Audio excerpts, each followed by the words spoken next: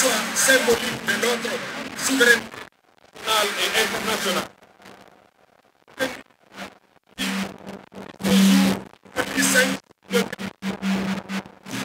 Qui a vu notre premier rassemblement se tenir ici même. C'est par ailleurs en référence de cette belle et grande journée que notre regroupement s'appelle Mouvement du 5 juin, M5RFP.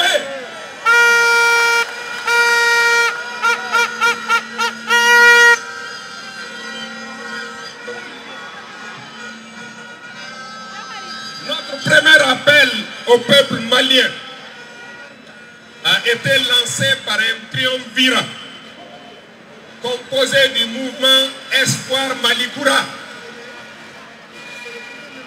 du Front pour la sauvegarde de la démocratie, FSD, de la CEMAS, auquel le MPJ Faso Yele s'est aujourd'hui substitué.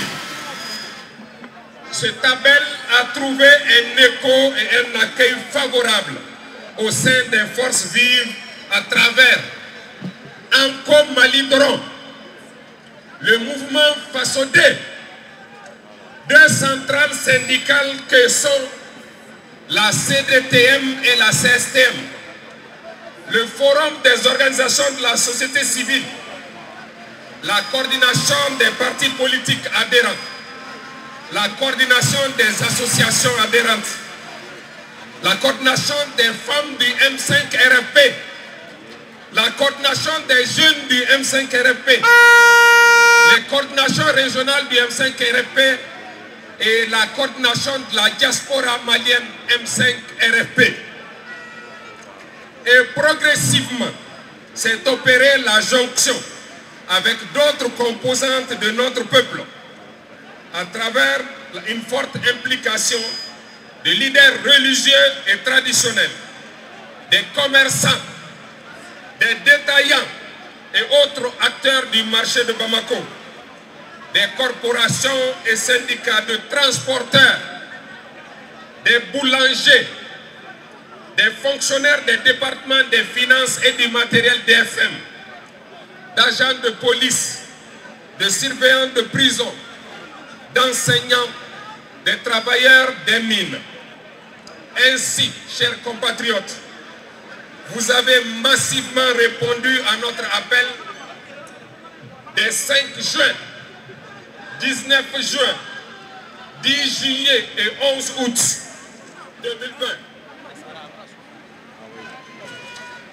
Vous avez aussi, Maliennes et Maliens des villes de campagne et de la diaspora, confié au comité stratégique l'honneur, mais aussi le redoutable privilège de conduire les premiers pas de notre mouvement avec des orientations et des objectifs très clairs.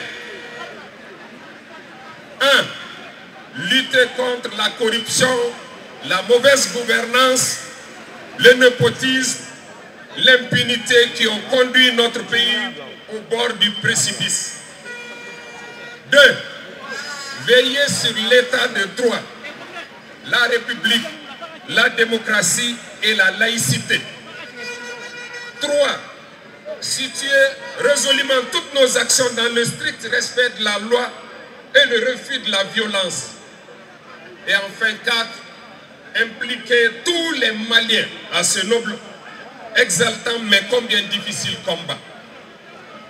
Sans calcul autre que l'intérêt national, nous nous sommes collectivement engagés dans cette bataille sous les soleils ardents, la pluie, les gaz lacrymogènes, les arrestations, les condamnations intempestives et aussi les balles assassines tirées sur instruction politique donnée par les presses du jour et qui ont fait des morts, des blessés, souvent avec des séquelles à vie. Nous vous redemandons de prier constamment pour nos martyrs, de renouveler notre engagement d'obtenir justice pour eux. C'est aussi le lieu de saluer l'abnégation des médecins volontairement mobilisés aux côtés d'infirmiers, mobilisés aux côtés de blessés et des personnes en détresse, mais aussi des avocats bénévolement constitués pour assurer la défense des victimes de l'ancien régime et à œuvrer à la protection individuelle et collective, mais aussi à la préservation des droits humains et de la démocratie.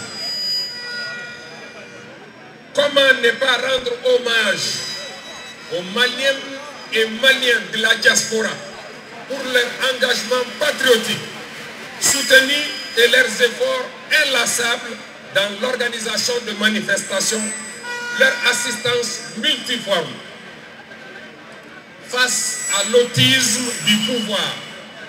Nous avons demandé le départ d'Ibeka et de son régime.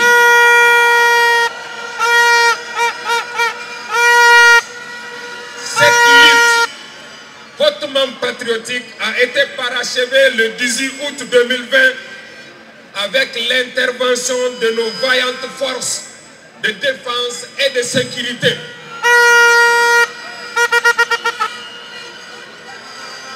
Après un moment d'incompréhension, les deux légitimités qui ont œuvré pour le changement ont fini par se retrouver dans le cadre d'un partenariat stratégique pour rectifier la trajectoire de la transition et poser les jalons de la refondation du Mali.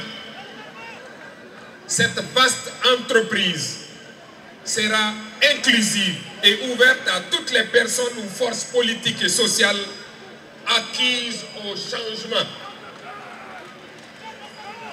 C'est pour cette raison qu'il sera réducteur de voir le rassemblement d'aujourd'hui comme la simple célébration d'un anniversaire. Au-delà, et bien au-delà, il s'agit de montrer à la face du monde un peuple uni, soucieux de prendre son destin en main par un changement de paradigme et d'occuper toute sa place dans le concert des nations.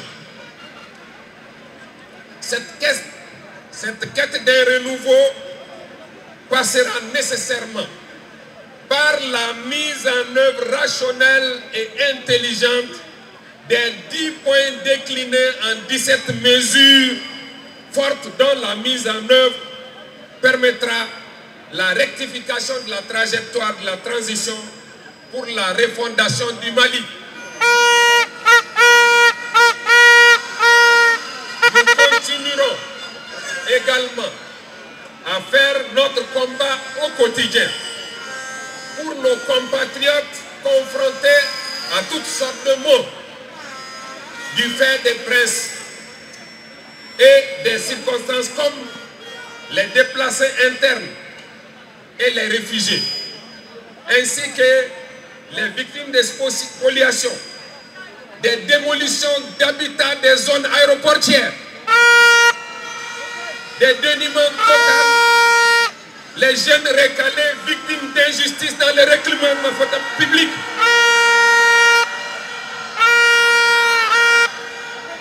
C'est dans ce contexte qu'il a été décidé de confier. C'est donc dans ce contexte qu'il a été décidé de confier le poste de Premier ministre au M5 RFP.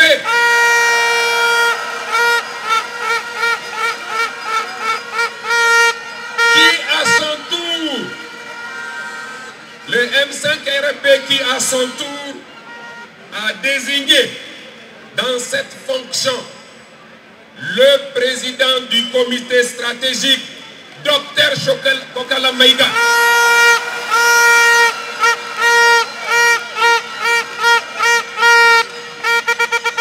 Eh bien, nous mesurons tout le poids, les difficultés et la gravité de la charge. Mais nous sommes décidés à l'assumer sans reniement. Merci à toutes celles et à tous ceux qui ont fait le déplacement aujourd'hui